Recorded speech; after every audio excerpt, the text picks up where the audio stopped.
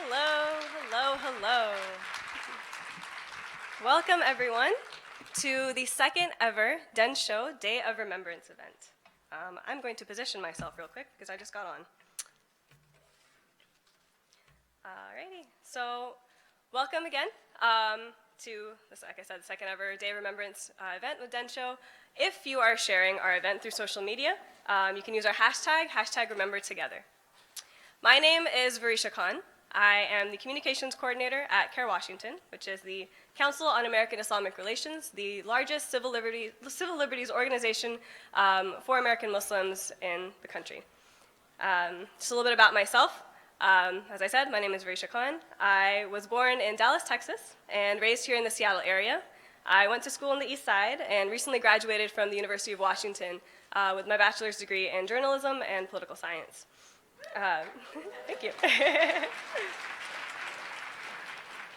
And I owe much of my success to my parents, who immigrated from Pakistan and who raised me and my little sisters with the Prophet Muhammad, peace be upon him's teaching, to pursue high levels of education and to give back to society.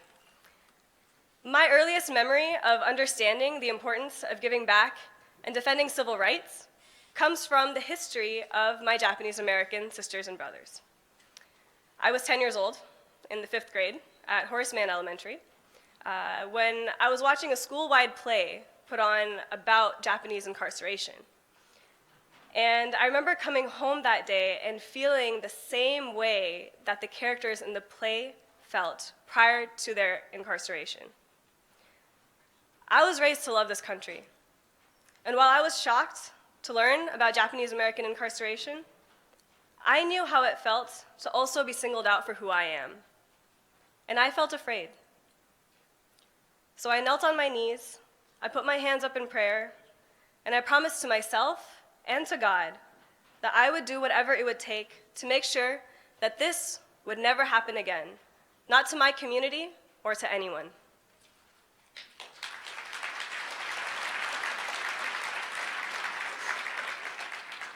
And from that moment on, I dedicated my life to combating Islamophobia, to defending civil rights and justice for all.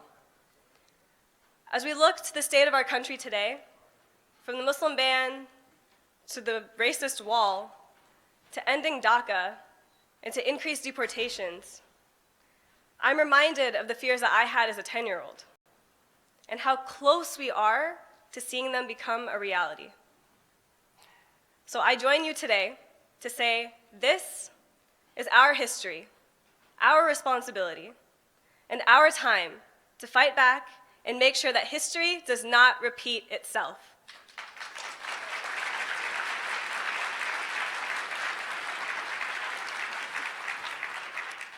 And to speak more on this, I'd like to invite Tom Makeda to the stage. Tom Makeda is a founding executive director of Densho. He is a third-generation Japanese American who was born and raised in Seattle.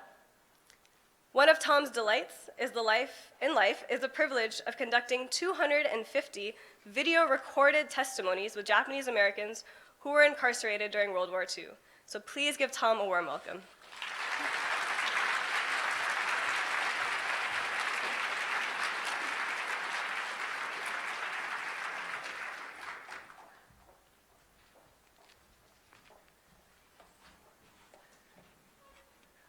Varisha, thank you so much. It's been such a delight working with you.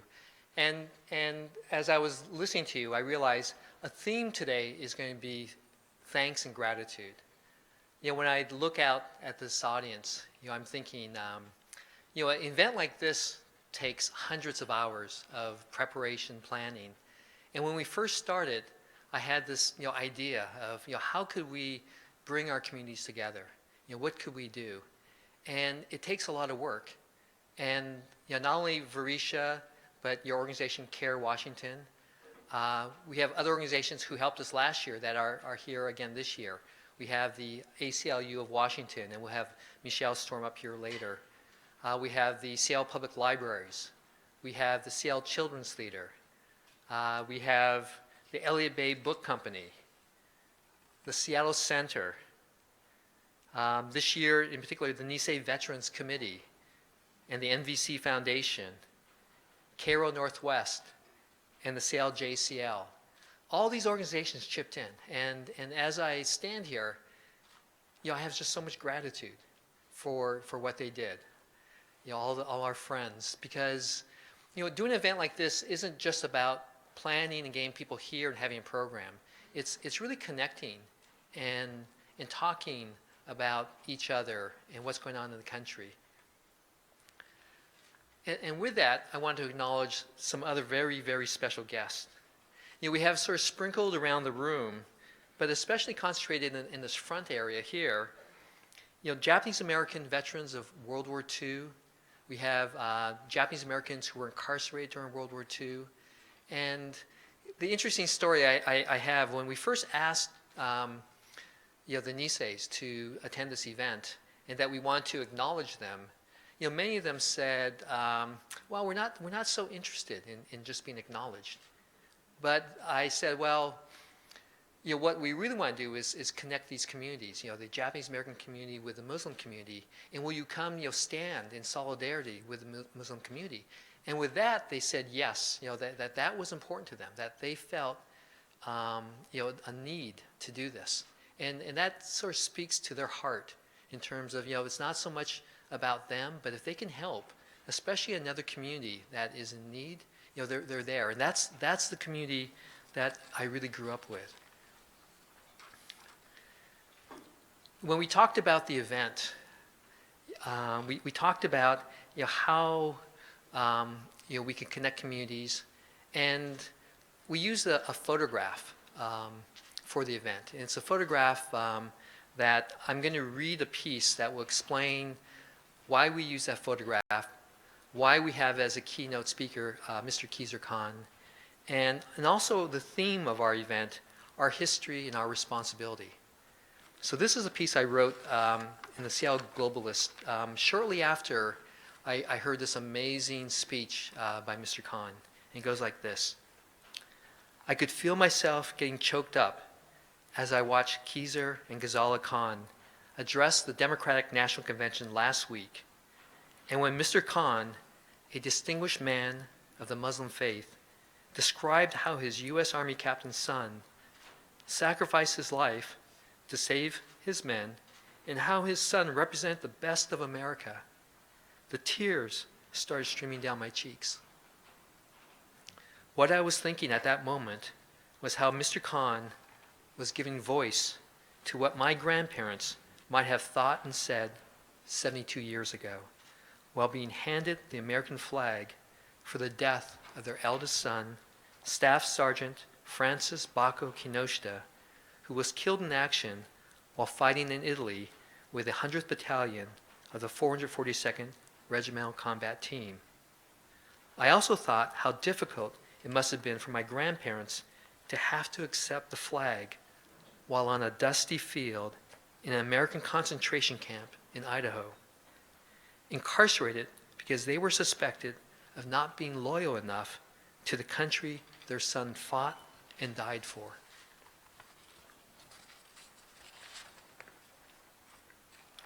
Only a couple years earlier, my Uncle Bacco was a popular, good-looking teenager who loved to play football, did well in school, and in his free time roamed the streets of Seattle's Central District with his buddies.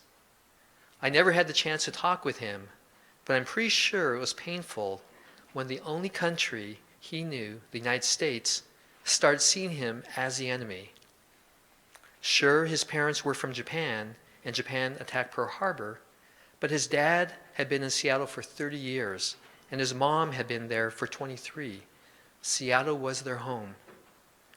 A few months after the bombing of Pearl Harbor, Bacco, along with 110,000 other Japanese Americans, was ordered to leave his home and go to a street corner to be picked up and taken to the hastily constructed detention center at the Puyallup Fairgrounds. Even though Bacco was born in Seattle and knew he should have rights as a U.S. citizen, he was imprisoned without trial or any accusation of having committed a crime. The only thing he was guilty of was his ancestry. After several months at Puyallup, Bacco was transferred to the Manduca, Idaho concentration camp, along with about 9,000 other Japanese Americans, where dust storms, bad food, and lots of waiting around were common. Although rejected by his country, Bako remained loyal to the United States, and he volunteered to fight in the army. When he took his army physical, he failed because his kidneys weren't working properly. Disappointed, he returned to the barracks where his family lived, and his mother, seeing his disappointment, made a special herbal remedy to strengthen her son's kidneys. With his homebrew treatment, Bako passed his physical and was soon off to basic training and then off to the war in Europe. It was on the battlefield north of Rome when a sniper's bullet ended his life.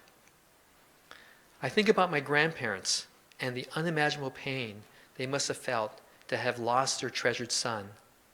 It must have taken so much strength and conviction for them to have been treated so badly and sacrificed so much. Khizr Khan's words spoke deeply to me because his experience felt so familiar to my own family history.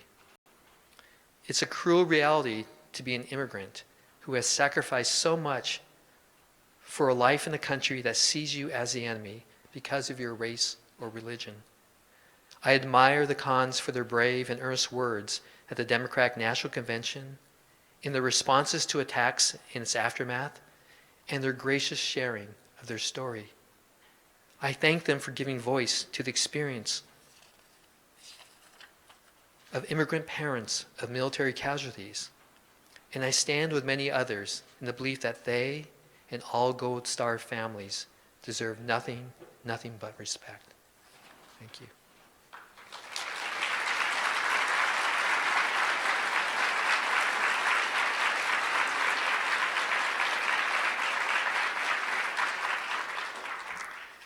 And so it was with that feeling when I reached out to Mr. Khan to come to Seattle and speak and share that story, that he so gracious and generously came here. And so hopefully you have a better understanding now of how this event and perhaps more importantly, the underlying feeling that we have as we connect from a place of love and caring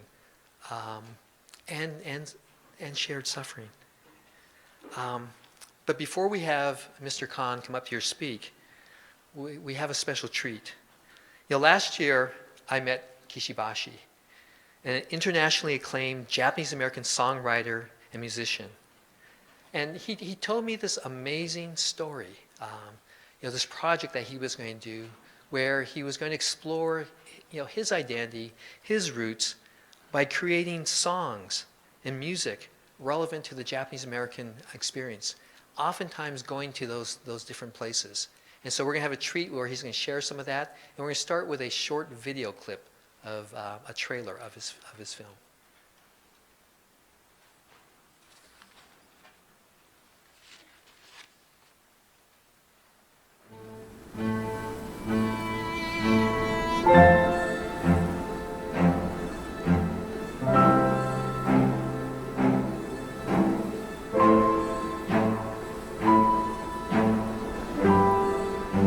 My name is Kishibashi. I'm an American songwriter and a violinist. I sing from the heart. But before I make my next album, I feel that I first need to tell a story. A song for you. On Sunday, December 7th, 1941, a state of war has existed between the United States and the Japanese Empire. We call the venomous to silence strike on any vein. Let the bayonet say, in the afternoon, we pledge to send a photograph of every frame of every love. We meant to have a song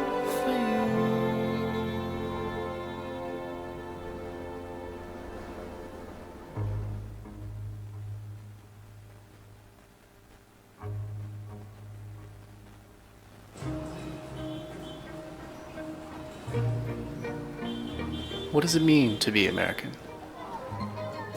Can we live between worlds? Can we speak another language or sing a different type of song?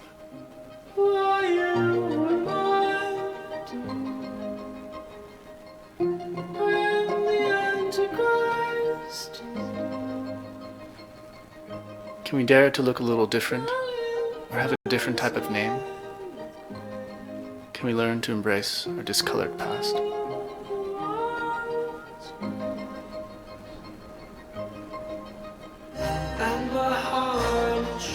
When we learn to look through the eyes of a stranger, our hearts can grow deeper. When we learn about our past, we also find out a little bit more about ourselves.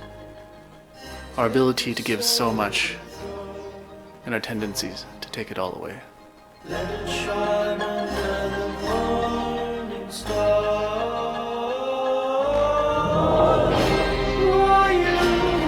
With every question I asked, many more followed.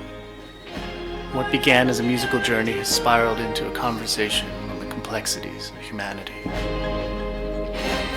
There is a war going on between cruelty and compassion that has been waging since time immemorial. And today we are fighting the final battle. Maybe one day they'll look back on this time and proclaim that this is when we finally started to listen. When we began to understand that we have much more in common than we once knew. That we all desire the same things. To have a home. To be loved. To be understood. And we started to believe in our potential to save ourselves from our own destruction. I'm making an album. And with it comes the story. A story without an ending. Why do we tell stories?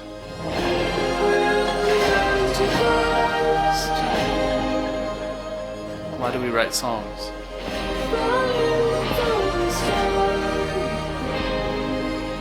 I think we write songs to celebrate.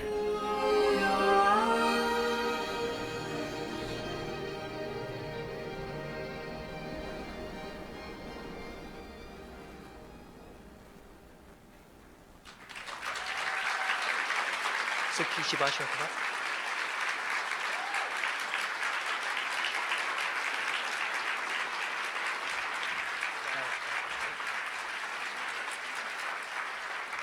So now you probably have a sense of why we asked him to come and perform here. So without further ado, Kishibashi.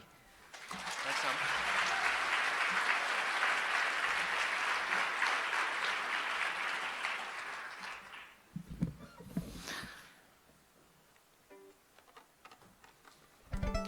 Thank you so much. I'm very honored to be here. This is a very important event for me. The film title is Omoyari. And omoyari is actually, it's a Japanese word. It means compassion and to have empathy for another person and to act on it. And I guess because I think that the lessons of history are pretty much useless unless you emotionally attach yourselves to suffering and injustice of the past.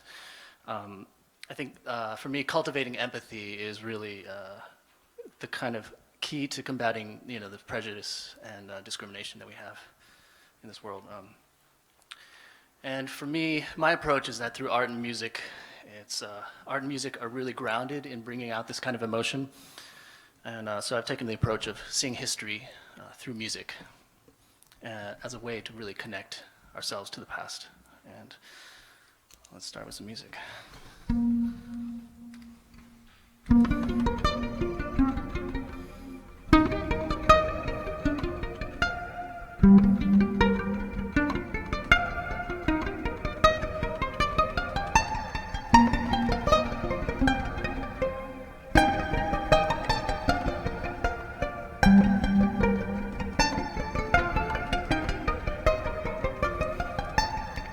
In the beginning we were stranded together, mixing the celestial bowl in hand fluff of the feather, and the tears of bliss were not amiss.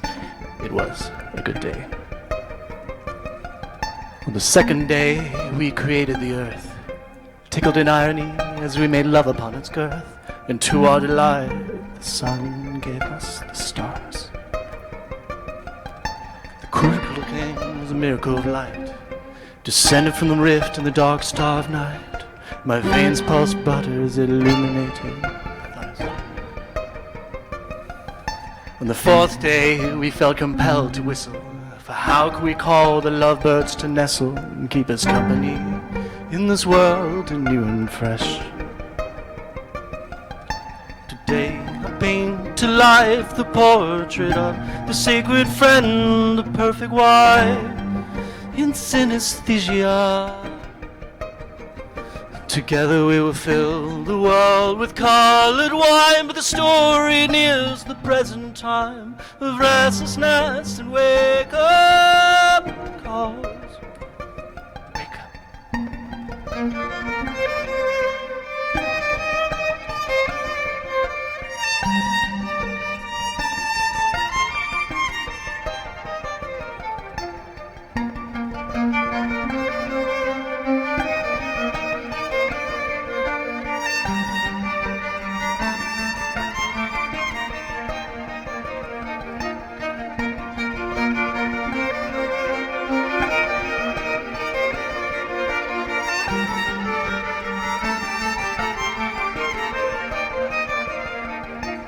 Years have flown fast, but then who's counting? The walls have been won, but there's few left standing between us and the shadows of Christmas past. Critically acclaimed, but sadly underrated. Fortune definitely favored us, but no one celebrated our wits. We're spitting at their ends. We gazed upon the city lights. We each laughed aloud one final time and agreed, this is one thing we'll miss.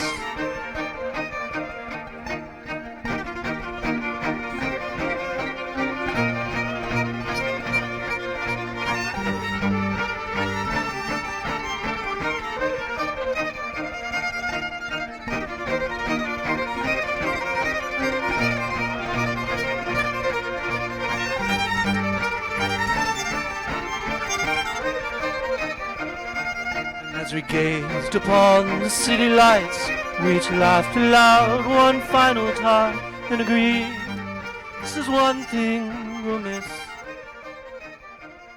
And as we held our breath and forced to will, the minutes stopped, the air was still, and minds began to unlearn their faulted way. We blasted through the hills, over the first and going the most painful so. We made them first, we learned to bleed with the fingers in the seas, and we sowed in the dirt, and then we cried when we came in a glorious masterwork of life.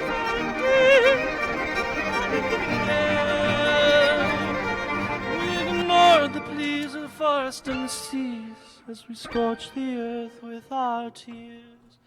We burned them in fear until there's nothing left, nothing left. Nothing left, nothing left but us. Thank you so much.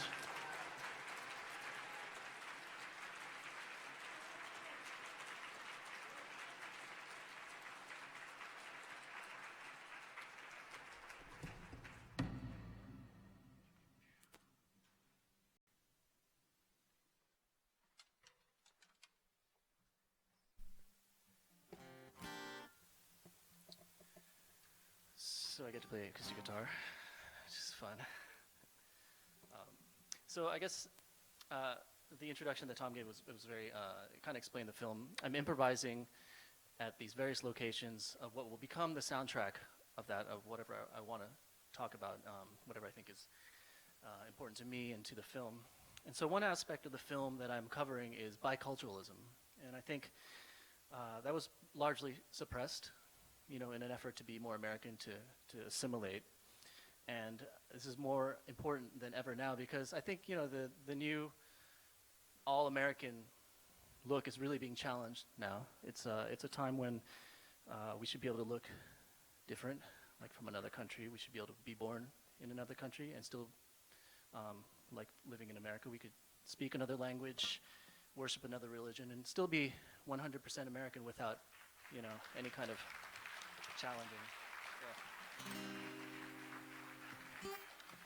And so I wrote this song. I can relate to this. I'm actually my parents were post-war immigrants, so they came from Japan after the war. And for me, I've always been very proud of my heritage. I speak Japanese. My wife's Japanese. I love Japanese food. I had great sushi last night. And I guess the one thing about, it really, I can relate to the Issei who are in these camps who really had to shed this identity that they have. And I have a 12-year-old daughter, and I can't imagine, not being able to pass on the heritage that, that her grandparents have, and to let her know that this is an important part of her history. So I wrote this song. It has a Japanese-ish melody, and I've actually been kind of confronting. I always had this problem of I never felt quite Japanese. I never felt quite American. I didn't realize until this movie that I actually have an identity issue, which I'm starting to relate to. So I'm challenging it right now, and I wrote a Japanese melody, and I'm kind of turning it into a song. So this is a theme for Jerome, and it starts in Jerome, Arkansas. It's called Forgotten Words from Jerome.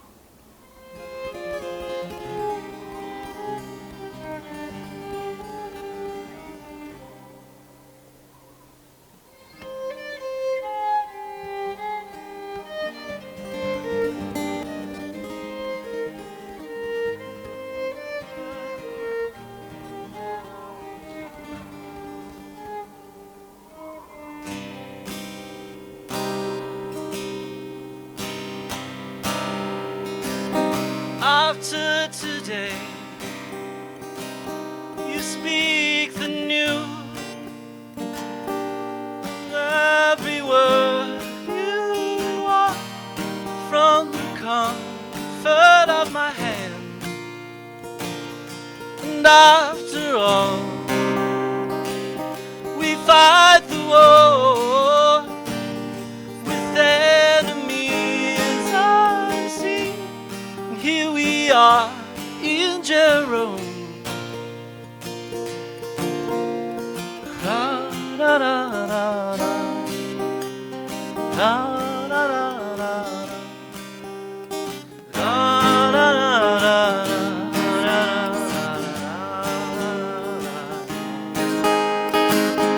悲しみ触れても新たなるに心友よ忘れて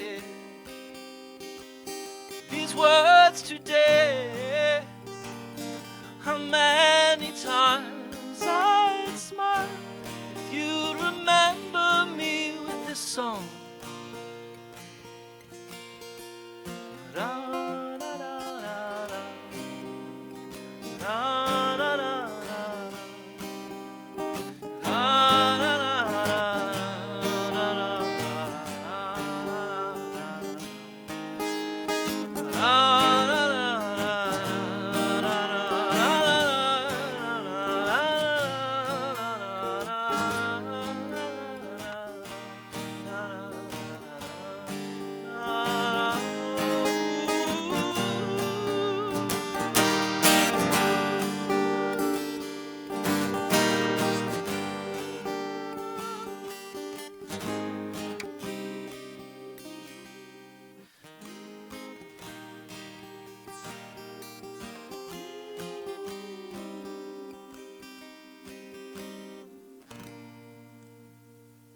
There was a girl,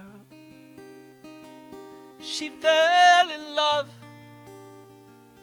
and on the sun-dried lands they settled in started a band, and as they sleep, she'd sing this melody to her beloved sons, forgotten words from Japan. Da, da, da, da, da, da, da, da, da, da, da,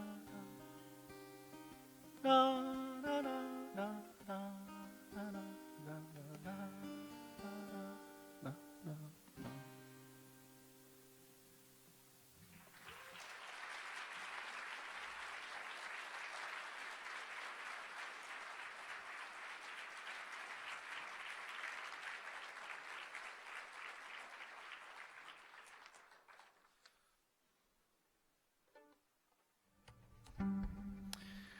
Thank you so much.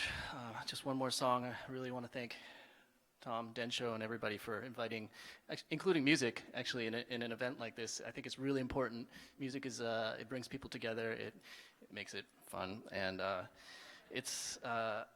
if you have events, I really encourage you to include the performing arts, poetry, dance, anything. It really has a way of lightening up the thing and emotionally connecting you, and then leaving a larger impact. So if you definitely encourage that, for sure. And so, because I'm all about positivity and commonality and love, I'd like to finish with a song about this kind of optimism. I feel like the ideals of America are, an America for everybody is really beautiful, but extremely fragile. And it's something that,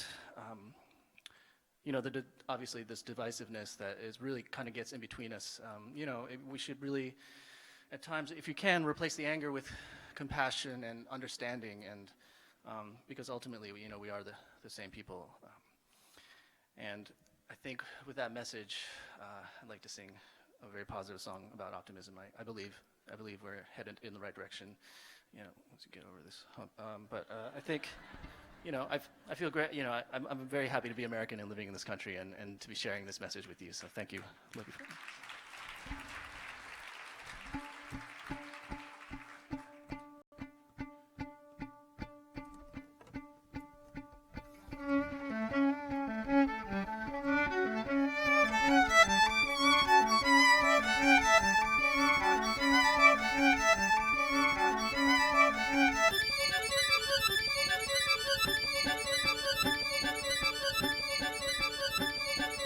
Wrote me a book, hid the last page. I didn't even look, I think I locked it in a cage. Wrote a novel, 'cause everybody likes to read a novel. It started with a word, and it started pretty well, about a rare and fragile bird that I couldn't even spell on the table. Think I left it on the table. I found the last page in the sky, cold and sweet like an apple. Found you, and now the story has its proper end. Oh, hello, will you be mine? Haven't felt this alive in a long time. All the streets are warm today. Hey, read the signs. Haven't felt this alive in a long time. The sun is up, the sun will stay.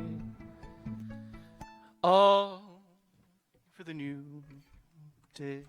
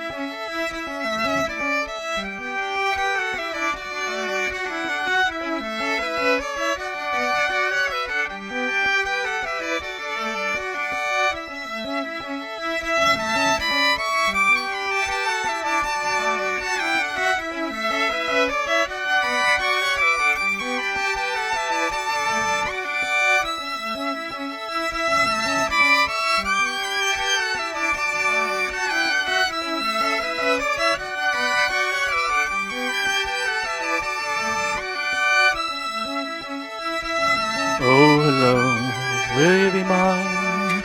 I haven't felt this alive in a long time. All the streets are warm today. Hey, I read the signs. I haven't felt this alive in a long time. The sun is out, the sun will stay.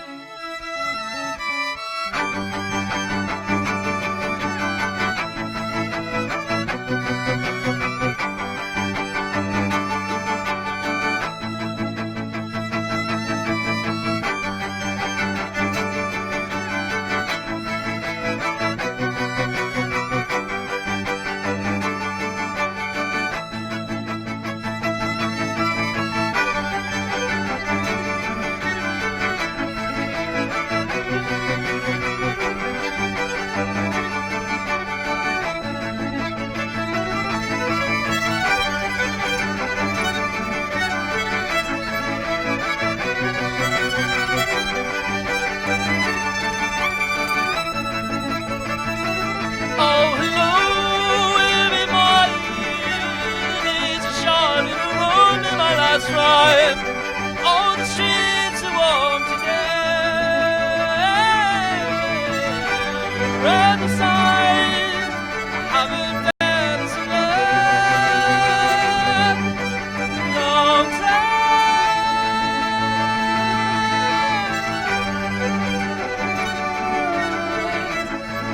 It's a long time.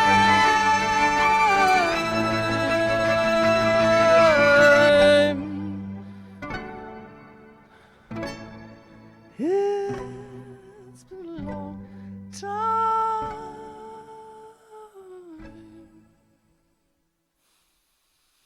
Thank you very much. Please welcome Kazir Khan. Thank you. Thank you.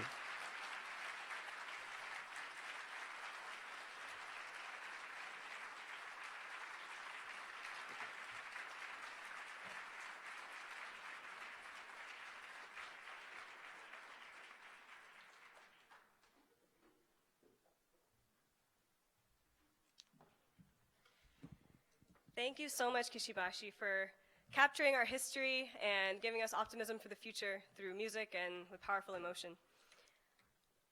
When we talk about who American Muslims are, we forget that just as Japanese Americans have served in our nation's armed forces, are now honored as veterans, or have made the ultimate sacrifice, so have American Muslims.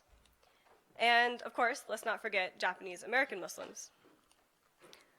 But even today, over 10,000 American Muslims serve in our nation's armed forces, and many have lost their lives for this nation, including U.S. Army Major James Ahern, U.S. Army Specialist Rashid Sahib, and U.S. Army Captain Humayun Khan.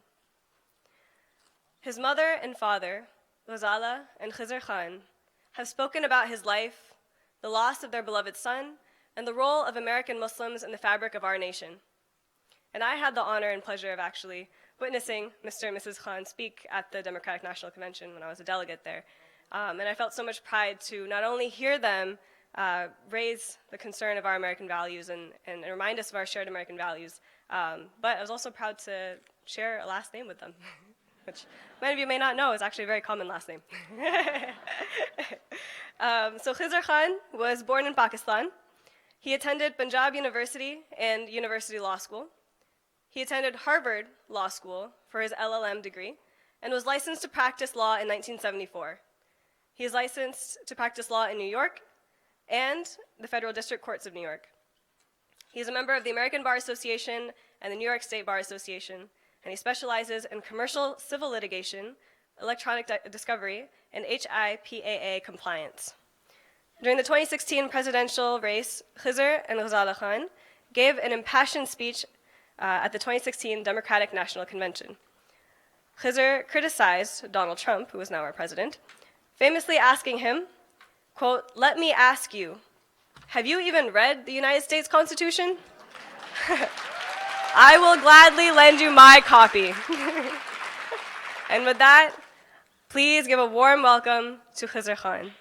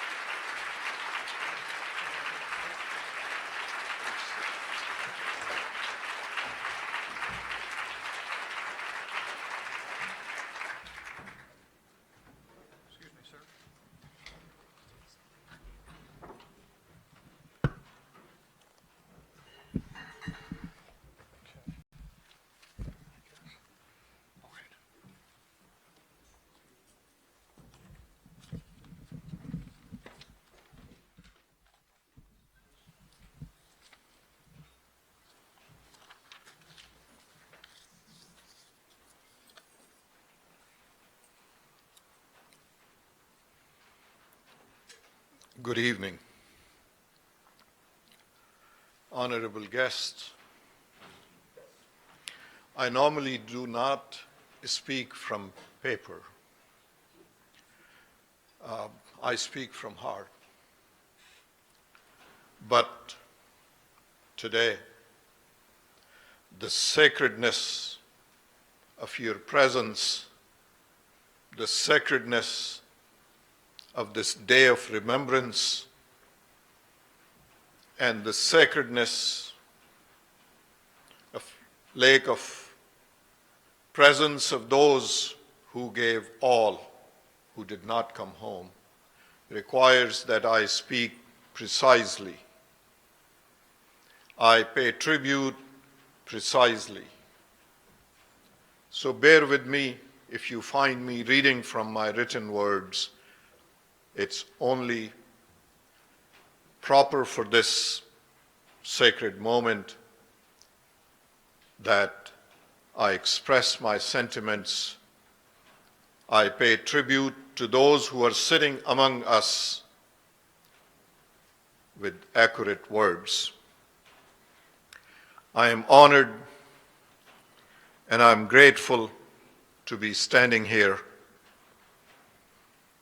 among the patriots of this nation. If I could ask our youth, our women and men and children especially among us, please take a note of this moment. It will serve you, it will serve in your future as a guiding light, as a moral compass. We are commemorating part of our history today. Please take a note. I want to thank Densho for the honor of this invitation. Thanks to the leadership of Densho, especially Tom Makeda, for this day of remembrance to honor our Japanese American heroes of Second World War and their families, and all those who suffered injustice of being placed in the concentration camps without any justification, and those who lost everything to the blind prejudice of our nation during Second World War.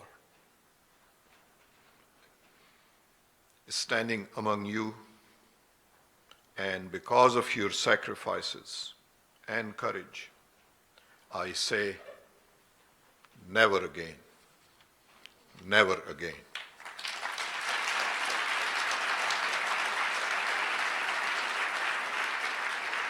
Thanks to our men and women serving today in uniform of this nation and their families. Our men and women of law enforcement and their families today. We are grateful for your service, for your family's service. You keep us safe. Thank you. A note about Densho and the great work by Densho for our nation. Densho provides access to personal accounts, historical documents, and photographs and resources to explore principles of democracy and promote equal justice. Densho seeks to educate young people and inspire them to act in defense of liberty and the highest values of our country. Densho presents a thorough accounting of what happened to thousands Japanese Americans and their families during a time of war, and in doing so contributes to the current debate about civil liberties. A Densho mission statement says, "It is our conviction and hope that an informed citizenry aware of the human costs and consequences of the violation of the rights of few, will be better equipped to protect the civil rights of all. Let me add my voice to the tribute and thanks to the Japanese American veterans among us and their families among us who fought so heroically despite the prejudice that clouded our government's treatment of its citizens. As President Truman said, you fought not only the enemy, but you fought the prejudice, and you have won. Congratulations. As late Senator Daniel Inouye had said, at the start of the United States' entry into World War II, Americans of Japanese ancestry were prevented from joining the effort to defend our country, a nation that we love dearly. Instead of Japanese Americans were declared enemy aliens and were herded into concentration camps in desolate parts of the country. When given a chance, Japanese Americans proved with much blood spilled that their courage and patriotism were beyond question, and that Americanism was not a matter of skin color or ethnicity. In fighting for justice abroad, Japanese Americans were also fighting injustice at home. This is the legacy that will always be remembered. That will always be remembered, and it serves as an inspiration for all Americans. They were loyal. These 19,000 young Japanese Americans served in the Pacific and in Europe, in Italy and France. They saw some of the most horrific fighting, losing some 700 men in about 10 months. Thousands of Purple Heart, Bronze and Silver Star medals, and of course, 21 medals of honors, Medal of Honor to acknowledge the service and sacrifice for the most grateful nation. Service and sacrifice of the families of these heroes. Some of them sit among us today. We salute you. We also pay tribute to those who did not come home. They gave all to our nation. You are forever part of the highest morals and values of this nation. Our tribute and remembrance must include the highly decorated 442nd Regimental Combat Team, the 100th Infantry Battalion, and Military Intelligence Service during Second World War. The 100th Infantry Battalion and 442nd Regimental Combat Team were the most decorated military units in all of the U.S. Army's history. For their size and length of service, the Japanese American soldiers of this unit and other units were recognized for fighting with incredible bravery. Their motivations were many. Loyalty, camaraderie, and deep commitment to service to their country were chief among them. In many cases, these courageous young men and some of their family members, and some of them sit among us today. In cases of These courageous young men fought while their families, including children, remained behind barbed wires back in home in America. To do so under such challenging circumstances only underscores their personal commitment to this nation. More than 50 years later, at the mandate of the Congress, the U.S. Army reviewed the records of more than 50 Asian American recipients of the Distinguished Service Cross. They deemed that 20 Japanese Americans would have these awards upgraded to the Medal of Honor. All were from the 100th Infantry Battalion and 442nd Regimental Combat Team and fought in Italy and southern France. On June 21, 2000, on the south lawn of the White House, President Bill Clinton presented the Medal of Honor, and 7 veterans who were then still living, and 13 of them posthumously. President Clinton said, "It is long past time to break the silence about their courage, to put faces and names with the courage, and to honor it by name. Rarely has a nation been so well served by a people it has so ill treated. They risked their lives above and beyond the call of duty, and in so doing, they did more than defend America.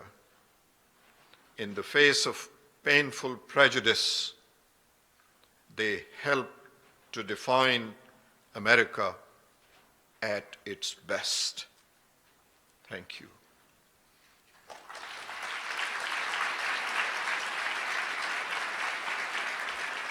To those heroes and their families, some of them sit among us, and I am so honored to be standing before you.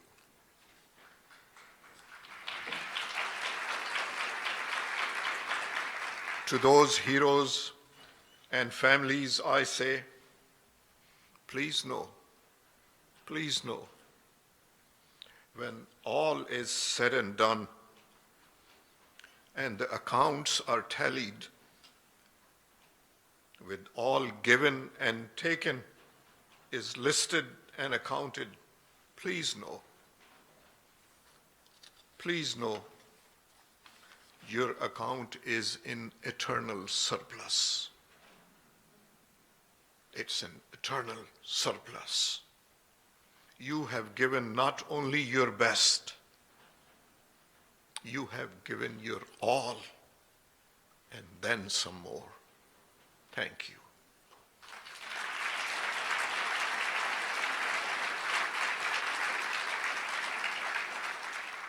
Because of the patriotic sacrifices of all those who served and all those who were placed in concentration camps just because of their national origin, a violation of our Constitution and democratic values, a racial discrimination, others, including Muslims today, all Americans today, gain courage and inspiration to have faith in the democratic values of our nation. You have, by your example, by your sacrifice, by your family's sacrifice, you have taught us well. You have taught this nation well. Thank you for your contribution to our nation. I wish to read a brief writing by staff attorney Carl Takai, staff attorney of ACLU. He had worked on the National Prison Project. Recently he wrote, "That is so relevant today, especially to the Muslim community's experience, that I must tell you what he writes about the similarities and how Muslim Americans are gaining strength from your sacrifice today. He writes, Carl Higbie, a prominent supporter of Donald Trump, said recently that the mass internment of Japanese Americans during World War II was a precedent for the president-elect then. His plans to create a registry for immigrants from Muslim countries, like myself. He said the plan would be legal, that it would hold constitutional muster. That claim betrays a misreading of history. It rests on a wartime Supreme Court decision that was based on falsehoods and suppressed evidence, a decision that is regarded as a stain on American jurisprudence, the mistreatment of Japanese American families. It misrepresents American jurisprudence. In February 1942, shortly after the Japanese attack on the United States at Pearl Harbor, President Franklin D. Roosevelt, you draw the similarities, you connect the dots while I recite this article to you, and you will see the similarities and your role, the role of Japanese American families, our heroes, their sacrifice, their family sacrifice will begin to shine brighter as a guiding light because of the circumstances today. So then President Franklin D. Roosevelt issued Executive Order number 9066, the infamous executive order that was issued then, under which about 120,000 Japanese Americans, and that is why I am so humbled to be standing before you, because I know some of those 120,000 are sitting among us. I am so humbled, so honored to be standing before you. Thank you. About 120,000 Japanese Americans, 2/3 of them native-born US citizens, had to register and report to assembly centers. They had just days to divest themselves of all they owned. I know their families are sitting among us. Some of them I know personally, I have met recently. I know what they had to go through. My statement here is mere a reminder, a tribute to your family's sacrifice, to your sacrifice. It's just a reminder for me to gain strength, so that from your experience, your sacrifice, the communities that are under stress today gain strength. So they just had days to divest themselves of all they owned, their homes, farms, businesses. With just what they could carry, they were shipped off to federally run internment camps, imprisoned behind barbed wire and watched by armed guards. I know I am standing in front of some of them.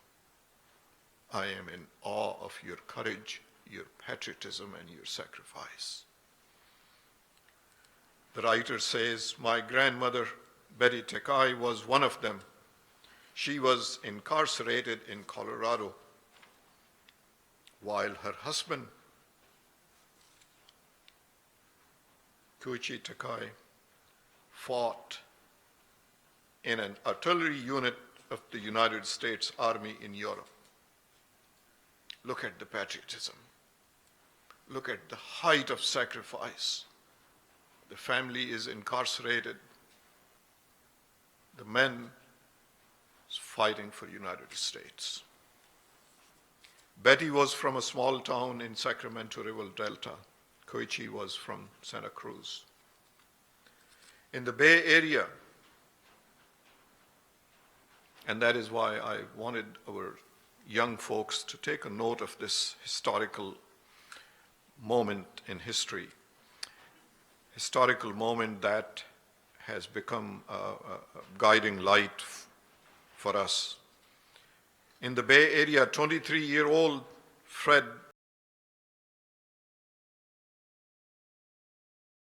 (1942) order, he was picked up, arrested, and convicted, and then he too was imprisoned. The ACLU, their representative, sits among us today. The ACLU of Northern California represented him before the US Supreme Court, challenging the policy of roundups and incarceration.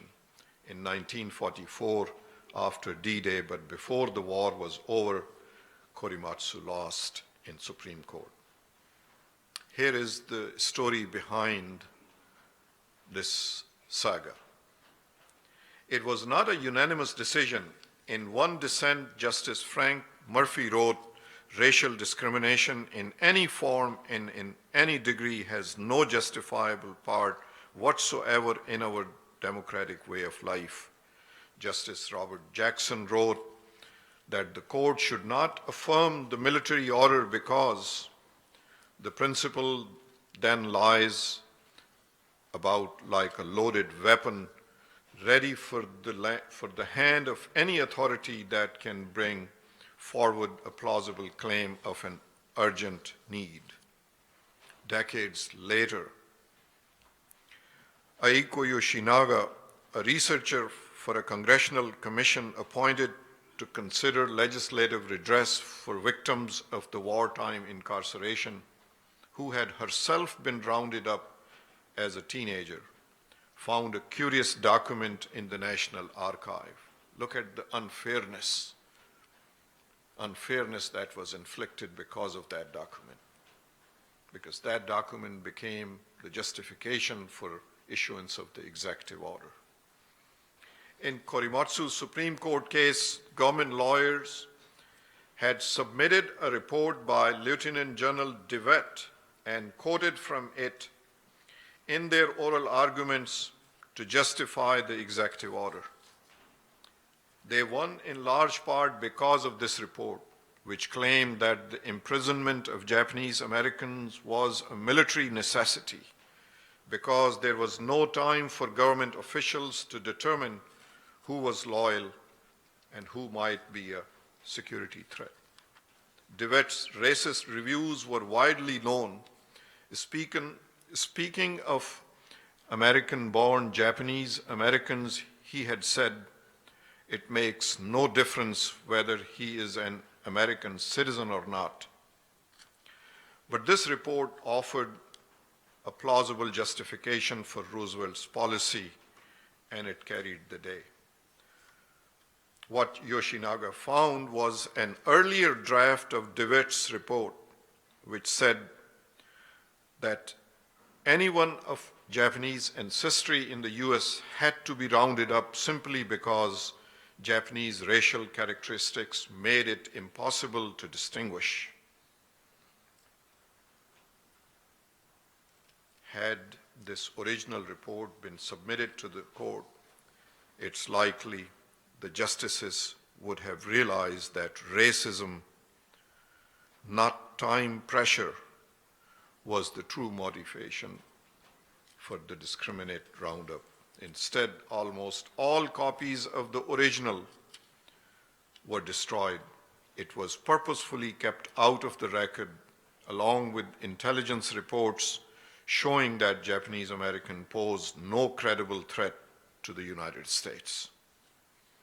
In the early 1980s, the judiciary apologized Korematsu and two other Japanese Americans who had lost wartime challenges against their incarceration petition to overturn their decades-old criminal conviction.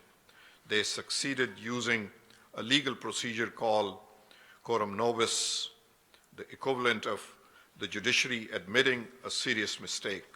The coram nobis cases never reached the Supreme Court because the plaintiffs won at lower level. So far, the High Court has not heard a case that called on it to overturn the original Korematsu decision. Nonetheless, the ruling is as close to completely repudiated as it could be without having been formally heard. Federal District Court Judge Marilyn Patel wrote in her 1984 opinion overturning Korematsu's conviction. In times of international hostility and antagonism, our institutions, legislative, executive, and judicial, must be prepared to exercise their authority to protect all citizens from the petty fears and prejudices that are so easily aroused. The Civil Liberties Act of 1988, signed into law by President Reagan, provided reparation of $20,000 to each Japanese American camp survivor. The legislation admitted that Executive Order 9066 was based on race prejudice, war hysteria, and a failure of political leadership. Reagan called incarceration a great injustice and apologized on behalf of all Americans. Despite the apology, our leaders have become increasingly bold in unlearning this lesson. Korematsu himself returned to the Supreme Court in 2004 to file a brief challenging the indefinite detention of prisoners at Guantanamo Bay. Now the racist underpinning of the World War II incarceration are being used to push for a Muslim registry. Today, on this day of remembrance, I conclude my sincere thanks, along with most Americans and all Muslims, to all those who sacrificed. You and your families are our hero, our inspiration, and our moral compass. I am a student of history. I have never read, I have never seen a role of a community in creating a moral compass for a nation. Japanese Americans have created a moral compass for this nation. Generations to come, your sacrifice, your leadership, your patriotism will be a guiding light for generations to come, not only for the United States, but for the mankind, that regardless of the mistreatment, regardless of the cruelty, regardless of the prejudice that Japanese American community suffered, they went to defend this country, having belief in the constitutional values, in the goodness of this nation. And as Truman had said, you have won. Thank you. I am so honored to be standing before you. Thank you very much.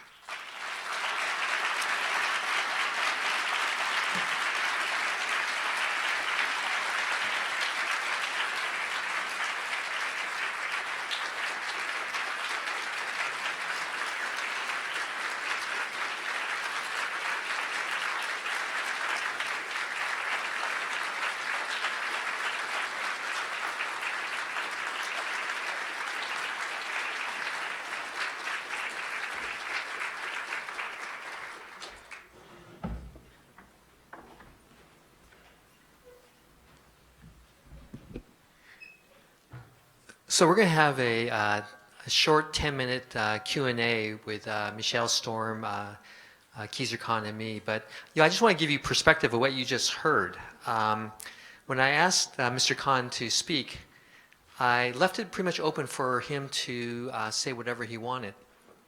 And as a keen student of Japanese American history, we just got a perspective from someone who not only knows history really well, a legal perspective, but also a perspective of his personal, family life and what happened to him. And it was extraordinary. I've listened to so many lectures in Japanese American history, and I was actually astounded by how much research you have done. I mean, it was a treat for me to listen and learn from someone outside the community who in some ways sees our community in a clarity and perspective that it's hard for me to do as a Japanese American.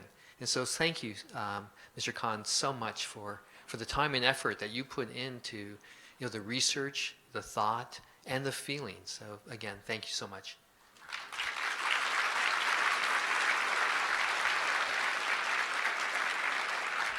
So Michelle, I'm going to call you up, and Mr. Khan, I'm going to call you up to the stage. We're going to do a Q&A. We're going to have Michelle Stormer. For those of you who were here last year, Michelle was the MC, and Michelle is the Deputy Director of the ACLU in Washington State. And so with that, we're going to have Mr. Khan come up and sit here, and we're going to just answer your questions, Michelle. So again, thank you, Michelle, so much for being here and being a sponsor of this event. So. Thank you, Tom. Oops. Oh, there we go. Thank you so much. It is absolutely a pleasure and a privilege to be here again. It's a privilege, to be before families who have, in fact, as Kizir-Khan so eloquently stated, been a moral compass for this country and what you have given it in your sacrifice and in your grace in the midst of struggle. And I thank you so much for all that you've done, because you are an inspiration to me as well. I also just want to speak with some gratitude, because you said, Tom, that this is a time for us to think about gratitude as well. I have a lot of gratitude for all the people who are here, because what that means to me is that we really do want to remember our history, and we really do want to embrace our responsibility, because in fact, we still have to be ever vigilant so that this does not ever happen again, and we are at risk. So thank you for standing up, and please continue to do so.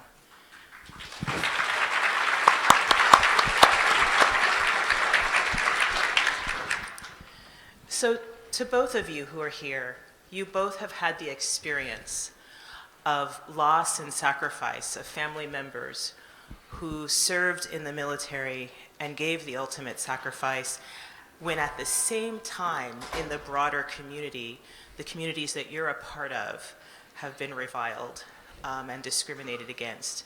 And I wonder what that experience says for both of you and your own feelings about patriotism. Kizir-Khan, would you be willing to start? Sure. This moment in our history, I call it, it's an anomaly that we are going through. This blessed nation is going through, and it shows us that our institutions are strong, that our values, our Constitution is strong. And I learned this from the belief and the patriotism that is displayed by my heroes, among whom I stand so humbly, that sit among us today, members of the Japanese American community. They never lost hope when they were so badly mistreated. As I said in my remarks, in the history of mankind, there is never, ever been display of patriotism the way Japanese American community has displayed, regardless of the families were incarcerated, men were serving, and serving not because of compulsion, because of their patriotism, because they wanted to serve, their belief in the country and the democracy and the goodness of this nation. So, as a Muslim, under the current circumstances, I draw strength from that experience. And I am hopeful, I am certain that this moment will pass. I come from Charlottesville, Virginia. I was there on 12th of August when the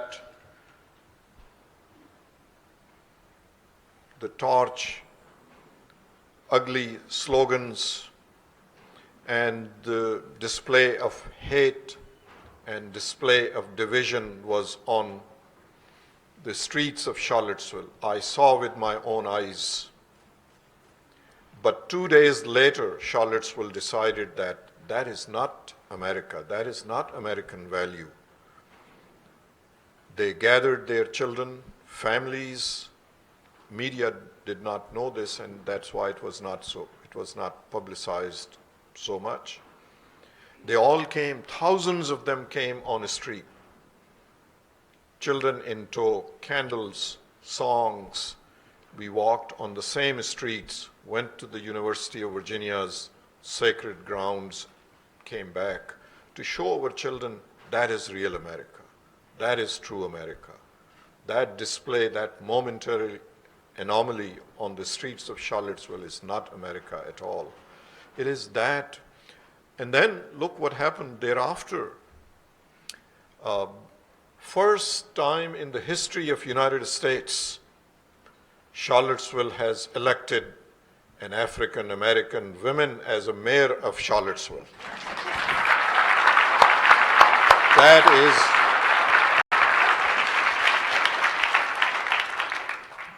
That is what real America is. We are, alongside our Japanese American community, we are grateful to our civil rights leaders that have sacrificed so much so that we all have right to vote, so that we all have right to get up on 7th of November and go and vote. And other accomplishments did not come without the sacrifice of our civil rights leaders. We are grateful to them as well. So this nation has always risen to the occasion, and so shall we again one more time. Thank you.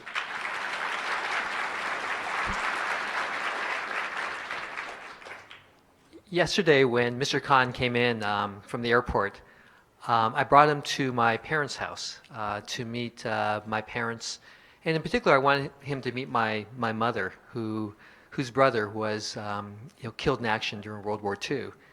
And I felt like I was getting a graduate degree or a graduate survey course in patriotism as I listened to Mr. Khan, my parents, and we talked about not only the sacrifices of what Japanese Americans went through during World War II and what his son had done, which was very moving, but we also talked about other ways to show patriotism. And I remember talking, and my wife was there too, we talked about my wife's father, who was a resistor of conscience. And I explained to Mr. Khan that, when we had so many Japanese American men who fought in the 442 and gave their lives, and when the government saw how well Japanese Americans fought, they actually started drafting men from the camps, and most of them went, and thousands more went. But there were some men who felt on principle that was wrong. They said, let my family go. This was Sarah's father. That please let my family go. If you do so, I will serve gladly. In fact, Frank Yamasaki had tuberculosis, so he would have failed the physical, and with that, he said, but I'm going to defy the government because it's just wrong. And that, when I think about resistance, is another form of patriotism. Earlier, Mr. Khan, you mentioned Fred Korematsu, whose case went to the Supreme Court. From Seattle, there was Gordon Hirabayashi, whose case also went to the Supreme Court. And down in Oregon, Min Yasui. And we have Min's brother in the audience, Homer Yasui. And so very much those stories ring true to me in terms of what's patriotic in our country. Thank you.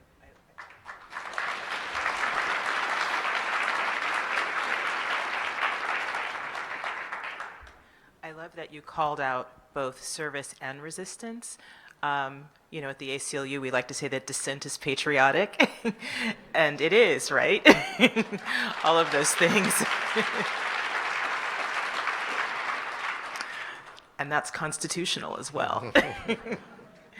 So you referenced this a little bit before, but something that I wanted to call out is that it feels like in these times in particular, and it's not new, but in these times it feels very pronounced that we're in a political environment where othering and discrimination are very strong.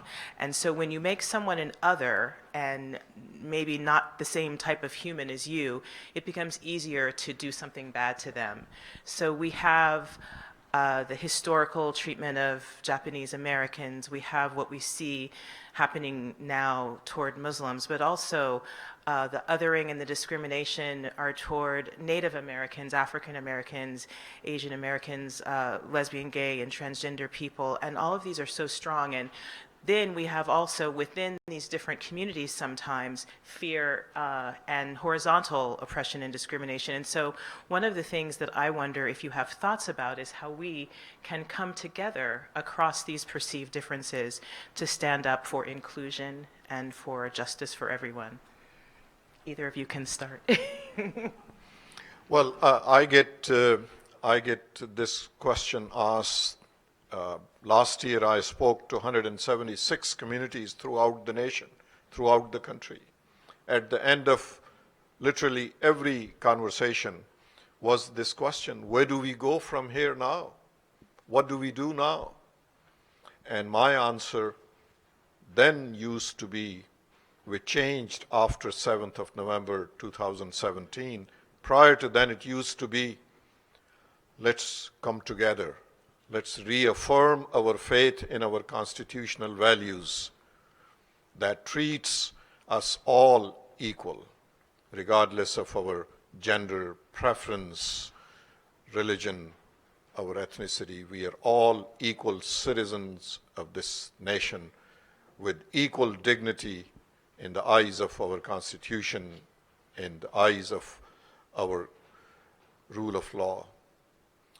So let's come together, let's talk to our elected officials, let's talk to members of the Congress and tell them you want to hear from them.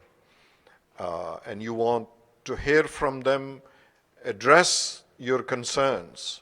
And if you will not address those concerns, we will never vote for you. And some did. You must remember, because of those conversations, remember when there was debate about the America's health care, there were town halls, very noisy town halls. People stood up, the candidates were, and the elected officials were afraid to come and stand in front of the community.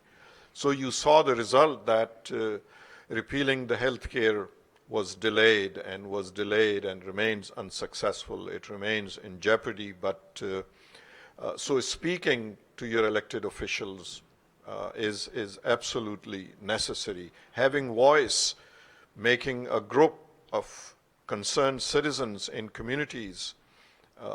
But since 7th of November of last year, I always add this to my response when I am asked that question, where do we go, what do we do now? Is this, as I said, I come from Virginia. On 7th of November of last year, and that the reason I'm narrating this is 7th of November of 2018 is coming. I want you to remember this and plan for that day.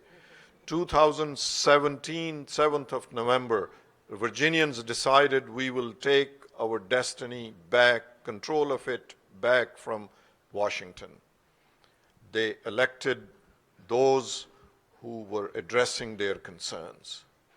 I went to vote on 7th of November, and I saw amazing, amazing long lines, people standing. Most of them were wearing sneakers. Most of them had umbrella in their hand. Majority of them were women. They had bottles of water in their cases, in their purses, in their wallets. And the reason for that was they came prepared to stand in line to vote. And they did vote. And they did change the destiny of Virginia. Same thing in New Jersey. I went to campaign for Phil Murphy for 2 days. Exactly same expression by minorities, by various communities, by veterans, by those who were concerned about the destiny of this nation, where it is headed, the direction of this nation. They voted, and they placed those who represent the democratic values, the values of our Constitution, and have given us, Virginia has given us, New Jersey has given us a direction to follow, that we can take our nation back, its destiny in our hands if we don't like the direction. 7th of November is one of the sacred days in the life of democracy-loving citizens. Use that moment, use that power, set the direction of this country right. If you don't like what is taking place, you have the control on 7th of November. So remember that. It is that in such activity lies the answer to your question, that we are all created equal. We are all equal under the eyes of our Constitution. The human dignities that are enshrined in our Constitution, it treats all of us equal, regardless of what group we are, what origin it is, what preferences we have. We are all treated equal.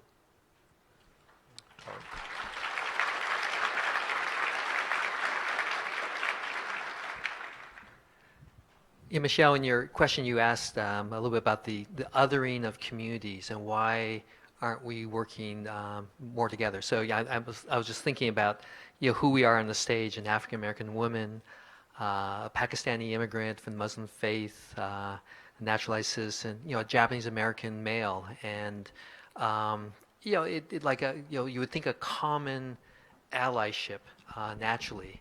And it was actually something you once said, Michelle, that I heard you say, that is, divide and conquer is a tool of the oppressor. And if you look at a historic perspective, oftentimes, our communities haven't worked together, and that was intentional. We were pitted against each other. As a Japanese American, I grew up hearing this concept of, oh, Tom, you're part of this model minority. And I'd say, well, so what does that mean? Oh, Japanese Americans are special in some ways. But what I came to realize was that was being used against the African American community. This came up during the Civil Rights era, and they were pitting the Japanese American community against the African American community.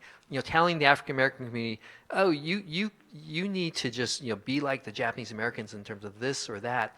And Japanese Americans went through the incarceration, they did this, but to equate the incarceration with slavery, I mean, it's so different. So again, we keep getting pitted against each other. And what we have to do is we have to understand that, and we have to recognize that, and then we can work together. But we have to have that conversation at times, because oftentimes our communities, or members in our communities, they listen to that and they start believing that. And we have to bring that out in the open, talk about this, because again, it just makes so much sense, for us to work together as we are doing now, and to do more of that. So much. Thank you.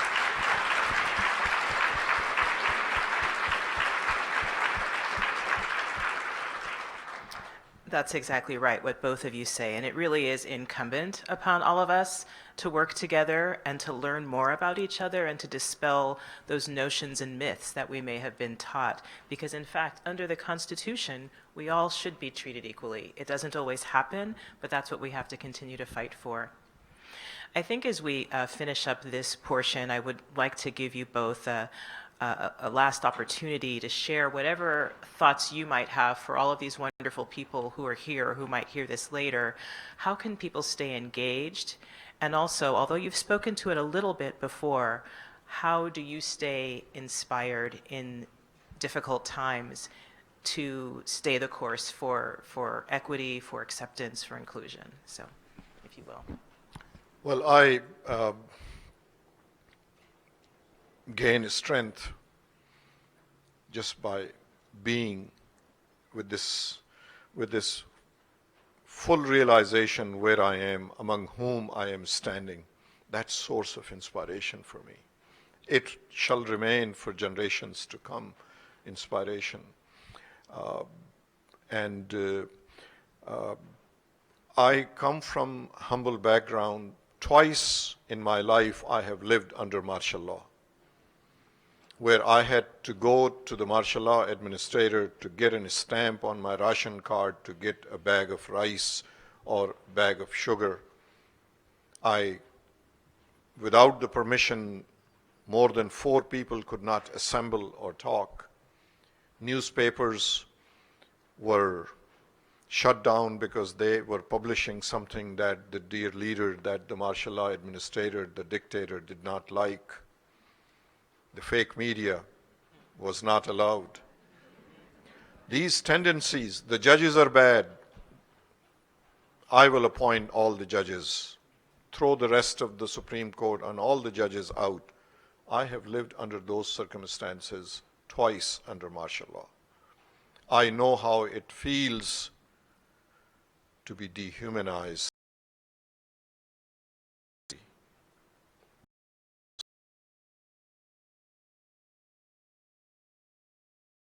Leaders that have somehow captured the source of power of the government. Therefore, my urgency in these speaking, campaigning, city to city, place to place, has a personal reason as well, because I see the similarities that are taking place in this blessed nation. Rule of law is challenged, is questioned. Sanctity of the courts and judges is under question by the authoritarian mentality leaders. Therefore, as a humble citizen, I find that I am inspired by such presence. Believe me, I meant when I had said to our youth sitting among us that please take a note of this moment. This will serve as a guiding light, source of inspiration, source, moral compass for this nation. So this experience, this contribution of our other leaders, our civil rights leaders, their lives, their sacrifices, the experience of Muslim Americans. I go to most of the events where concerned Muslims gather and they are worried about what is going to take place, what will happen. And then when I was invited to an event in New York City, there was a gathering of the NYPD, New York Police Department. 300 uniformed Muslim police officers of New York City came to greet me. That is how I gain strength, that look, regardless of the circumstances, they are continuing to serve. I meet Muslim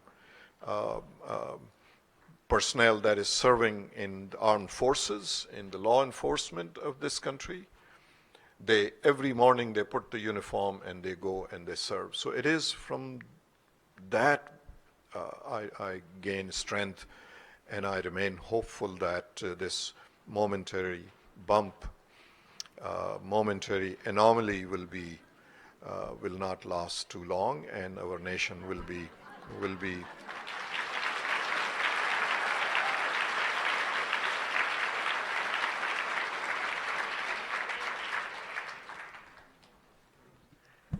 when Varisha introduced me, she mentioned that one of my delights is that I've been able to do 250 oral histories with Japanese Americans who are incarcerated. And so I've learned history from personal stories, and where I get strength is the power of the individual. And I won't lie. I mean, this last year has been really hard, and there have been times when I've been paralyzed by reading the papers and not knowing what to do.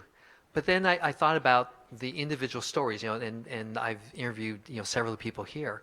And in a life trajectory, there's sometimes a moment, either a decision someone makes or an act of kindness or something that changes a person, a family, a whole community's trajectory. And so I've taken that on when I speak and think about what my life is to think what you can do each day. One thing, and whether it's an act of kindness or maybe even an act of resistance, but to do something every day. And if you think about this room, we have hundreds of people, and if everyone did that, that would start changing not only the people in this room, but the people they touch, the city, the county, the state, the country. But it has to start, I really believe, from the work I've done with oral histories and looking at the trajectory of the Japanese American community. I think I've done enough to have a sense that it's these individual choices people make every day that makes a difference. And I think we have to get back to that. I think that's where I get solace. I mean, if I can every day do something, then I think if other people start doing the same thing, then we can actually change this tide.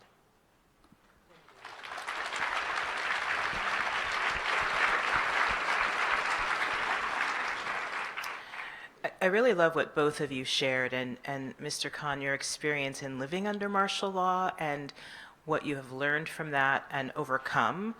And also, I think, talking about the everyday things that individual people do. And if I may take a little moderator privilege to share one thing that is a source of inspiration for me also. You referenced civil rights leaders, and the gains of the civil rights movement happened because of leaders, but it also happened because of everyday people. And one of the things that I hold dear when I'm in a time of, oh, this is too hard, it's depressing, things aren't going the way I would want them to go in the country or in the law, I think about 381 days of the Montgomery bus boycott. That was a catalyst for many, many changes in the civil rights movement. But when you actually drill down and think about what those 381 days meant, in particular, we had all of these African American people who were not taking the bus, so they were walking to work. And I think a lot about the women, the domestic women workers who had to walk from their poorer neighborhoods into the affluent white neighborhoods where they worked. And they already worked 10, 11, 12-hour days. So now by not taking the bus, they were adding maybe another hour on in the morning, another hour on in the evening. So for more than a year, they did this because they believed so much in the cause of equality. And I think to myself, and there's some wonderful, vintage photos, right, of all these women just walking. And so I often think, if those women did not get tired, how can I? How can we?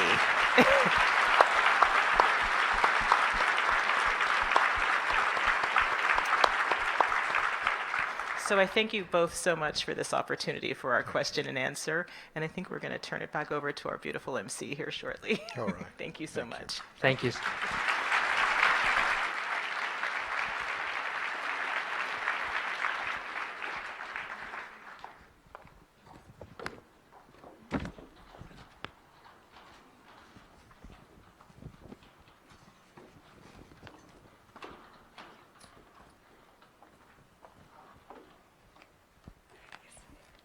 Alrighty, well, thank you so much to our presenters, our panelists, to Tom, Michelle, and to, of course, Khan, for reminding us who we are as Americans and to act every day, to get to know one another, to use our hands, our feet, our ballots, and to speak to our elected officials, and to hold them accountable to, dare I say, make America greater.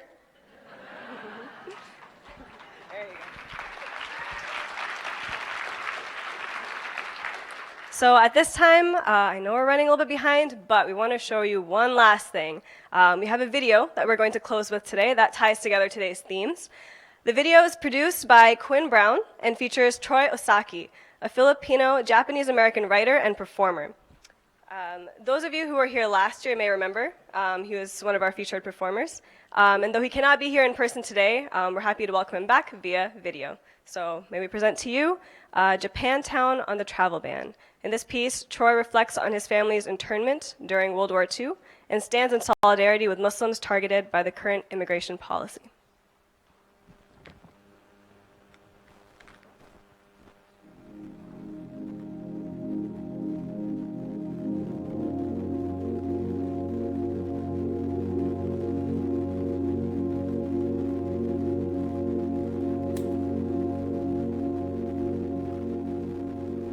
I am the street corner government agent seized working parents' son. I am the several blocks of small businesses forced to close.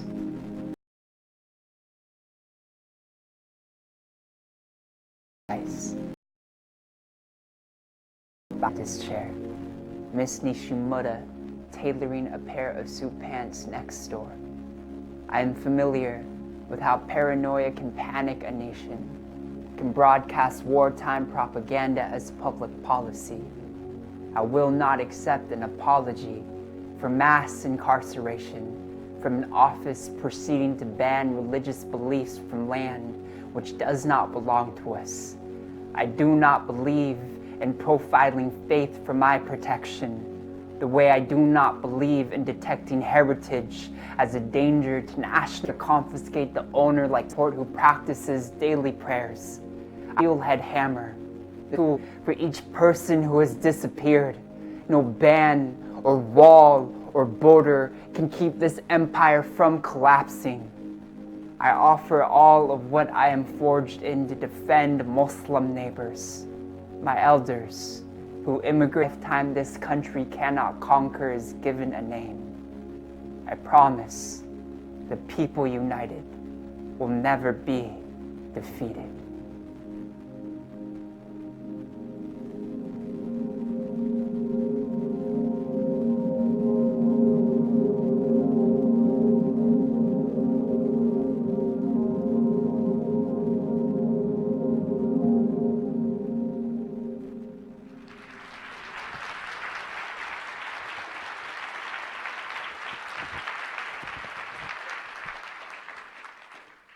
As we talked about the civil rights movement of the past, we remember the words of Dr. Martin Luther King, who said that injustice anywhere is a threat to justice everywhere. My parents, who are here today, hi Mama, hi Papa, taught me to speak up in the face of injustice.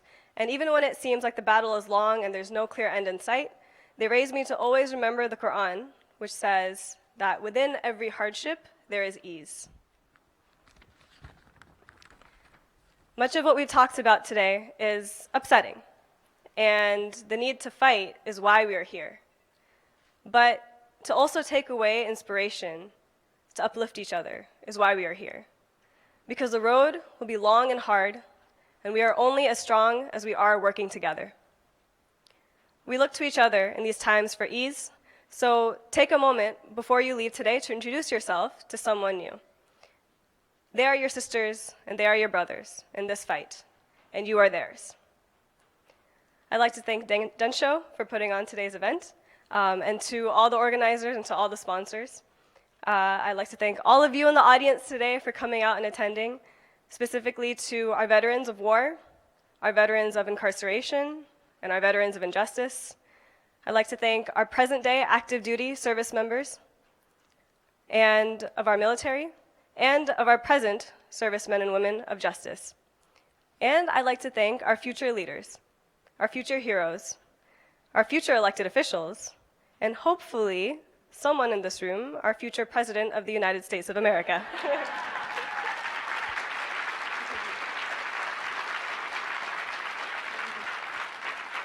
And thank you, of course, to the speakers, to Tom, to Michelle, to Kishibashi for your beautiful performance, and to Khizr Khan, who actually will be signing copies of his book, An American Family, in the back of the hall. And again, if you have used social media today or plan to, please remember to use our hashtag, #RemembersTogether. Thank you all for coming. Have a wonderful day.